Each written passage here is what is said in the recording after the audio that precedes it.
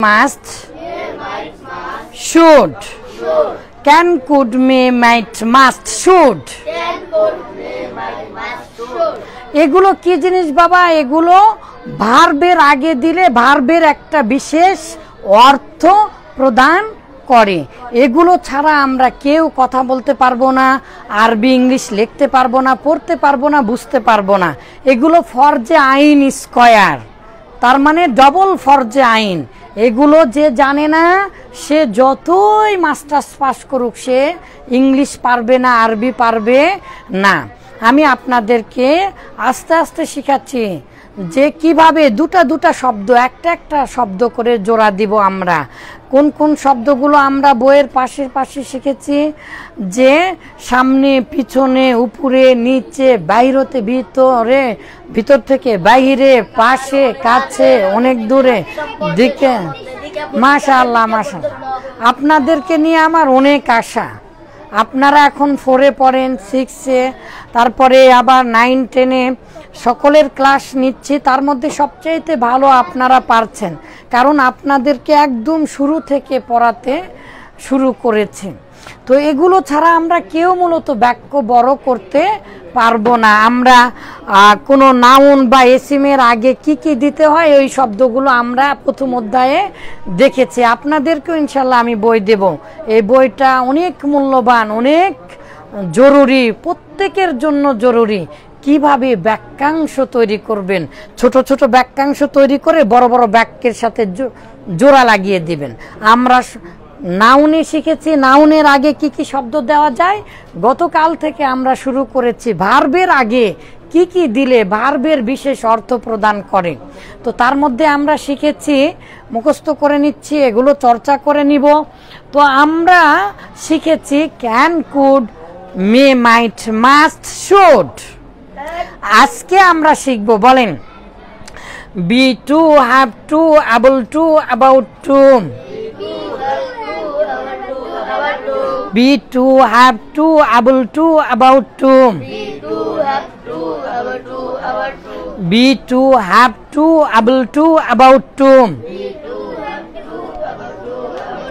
আপনারা যেহেতু ছোট এই জন্য এখনই এত বিস্তারিত বোঝানো সম্ভব না, শুধু মুখস্থ করে নিবেন। ইয়াজিবু আলা, ইয়াজিবু আলা আন, এরপরে যেটা দিবেন সেটাই হবে, এরপরে মোজারেটা আসে। হ্যাঁ, তো আপনারা কেবল মিজান শুরু করেছেন, তো ইনশাআল্লাহ।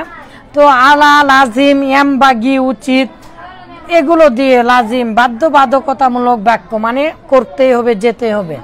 আবল মানে স্থিত, আর আফআলুল মুকাররাবা আপনারা বুঝবেন না, তো আমি আপনাদেরকে মূলত শুধু ইংলিশ পড়াচ্ছি।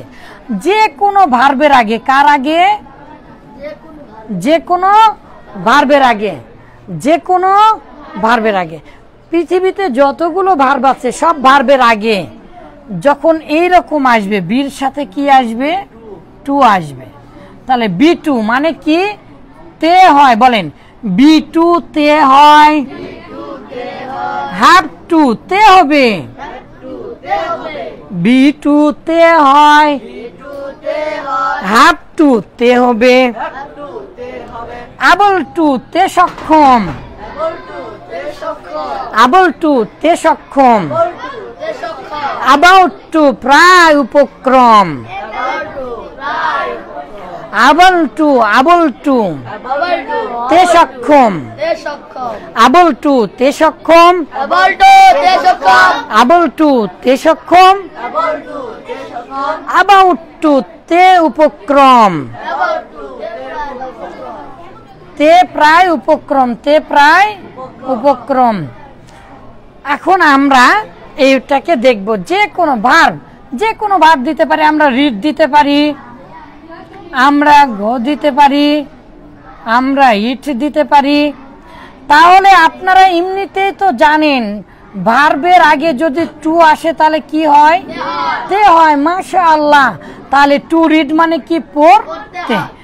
তাহলে বি মানে বি আর এই টু যদি একসাথে আসে তাহলে অর্থ হয় তে হয়। তাহলে পড়তে হয়, যেতে হয়, খেতে হয়, বলতে হয়, দেখতে হয়। তাহলে বি টু। তাহলে আই অ্যাম টু রিড, আমাকে পড়তে হয়। ইউ আর টু গো, তোমাকে যেতে হয়। ঠিক এরকম হ্যাভ টু যখন বলবো তখন হবে তে হবে। কি হবে? তে হবে। দেখেন কত সহজ বাংলার সাথে তাহলে এখন আমি যদি এখানে দেই পড়, তাহলে এই যে হয়ে গেল পড়তে হবে। তাহলে you have to read, you have to read. আপনাদেরকে এখনো বাক্য শেখাচ্ছি না, শুধু কিভাবে আপনি বাংলার সাথে মিলে মিলে অন্তর দিয়ে বুঝবেন এটা বুঝাচ্ছি। আমরা তো সবাই জানি ভার্বের আগে টু দিলে তে হয়, তাহলে এই তার আগে যদি আবার বি আসে তাহলে অর্থ হয় কি বলেন? বি টু তে হয়, হ্যাভ টু তে হবে, এবল টু তে সক্ষম, এবল টু তে সক্ষম, এবল টু তে সক্ষম, অ্যাবাউট টু তে উপক্রম। আমি পড়ার উপক্রম, আমি যাওয়ার উপক্রম, আমি প্রায় পড়ছি, এই যাওয়ান, আমি যাচ্ছি এখনো যাইনি। তো about to, I am about to, I am about to go, আমি এই তো যাচ্ছিলাম, মানে এই তো যাচ্ছি এখনো জানি, যাওয়ার উপক্রম হলাম। আফআলুল মুকাররবা আপনাদেরকে অন্যদিন শিখিয়ে দিব, আমরা আজকে হ্যাভ টু দিয়ে শিখবো আর বি দিয়ে শিখবো। তাহলে বলেন তো, আবার বলেন বলেন বি টু তে হয়, হ্যাভ টু তে হবে, এবল টু তে সক্ষম, অ্যাবাউট টু তে উপক্রম।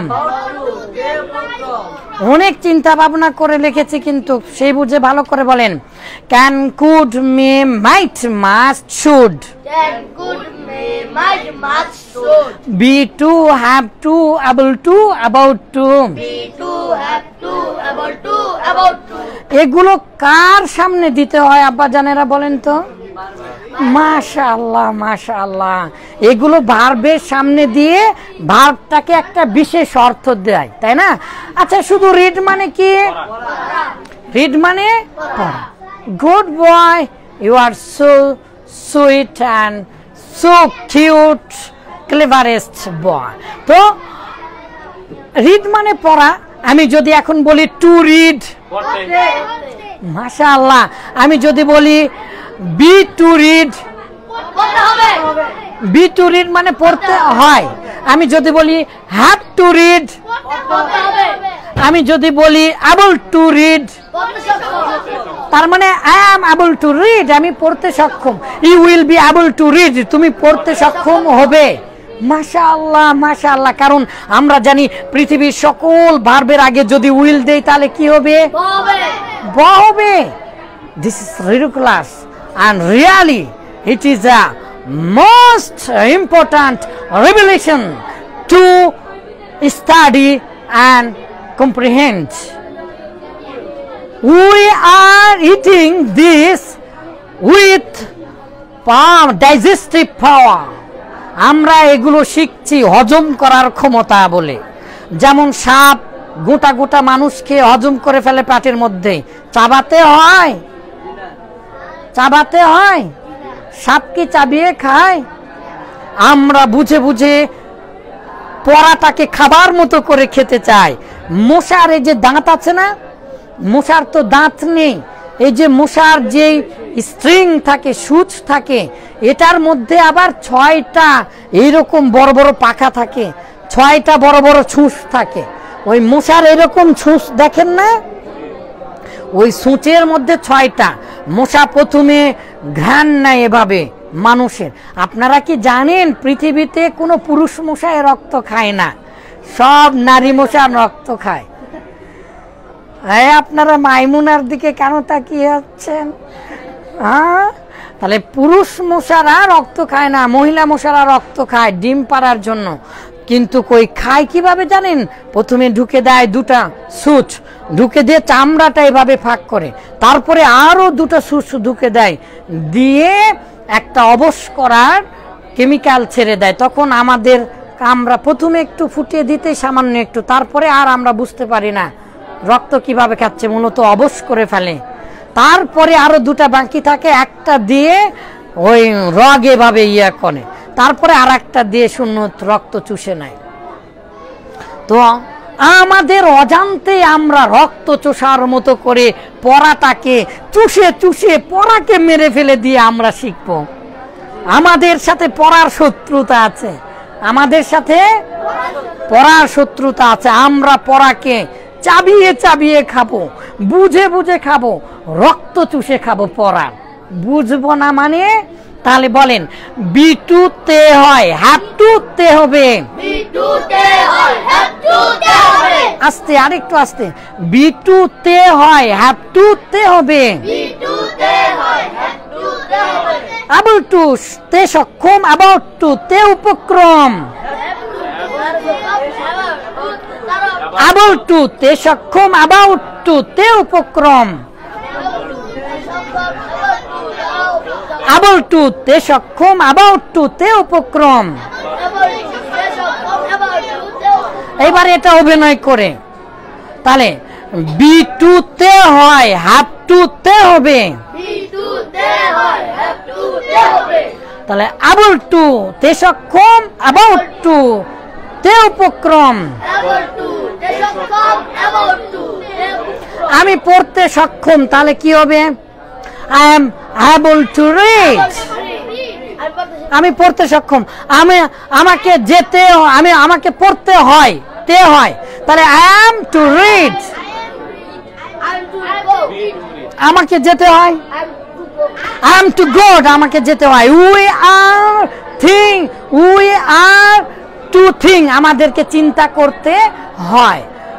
We have to understand, আমাদেরকে বুঝতে হবে, have to বুঝতে হবে। We are able to understand, আমরা বুঝতে সক্ষম। We are about to go, আমরা প্রায় যাচ্ছি বা আমরা যেতে উপক্রম। মাশাআল্লাহ বলবেন না? দেখেছেন আপনারা কত ছোট, এখনো জীবনে টেন্স পড়েননি, কোনো গ্রামার পড়েননি, কিছুই চিনেন না, কিন্তু কিভাবে আপনারা বাংলার সাথে পারছেন। This is my style and this is my thought. আরবিটা যে সকল জ্ঞানীগুণী ভাইরা জানতে চাচ্ছেন, আপনাদের জন্য না, এখনো বুঝবেন না, শুধু লিখে নেন। এইরকম B2 আর হ্যাভ টু কমপ্লিট সেন্টেন্স, বাধ্যবাধকতামূলক বাক্য আমার বইয়ে আপনারা বিস্তারিত পাবেন।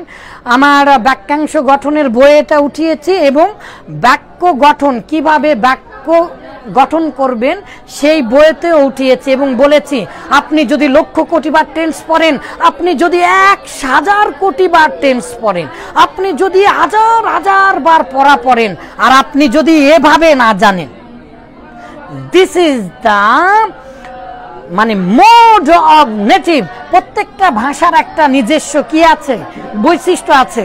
আপনি যদি এভাবে না বোঝেন, তাহলে লক্ষ কোটি বার টেন্স পড়লেও হবে না, না, না।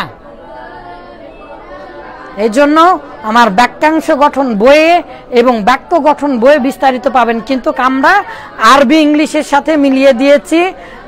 আফআলুল মুকাররাবা আপনারা বুঝবেন না, তাহলে আমাদের এটা পড়া থাকলো। আমরা পড়ছিলাম কি ভার্বের আগে কি কি দিতে পারবো, শেষ করে দেই। বলেন can, could, may, might, must, should. আপনারা কয় হাজার বার পড়েছেন? মাশাআল্লাহ, মাশাআল্লাহ। আপনাদের জন্য একটা কলম। যে সকল ভাইরা 3000 বার পড়েছেন, আমাদের কাছে মেসেজ পাঠিয়ে দিন। আমাদের এই ঠিকানায় চিঠি লিখতে পারেন। ইমাম বুখারী সালাফিয়া মাদ্রাসা, নবীপুর, মুরাদনগর, কুমিল্লা। বারাকাল্লাহু ফিকুম। বলেন can, could, may, might, must, should.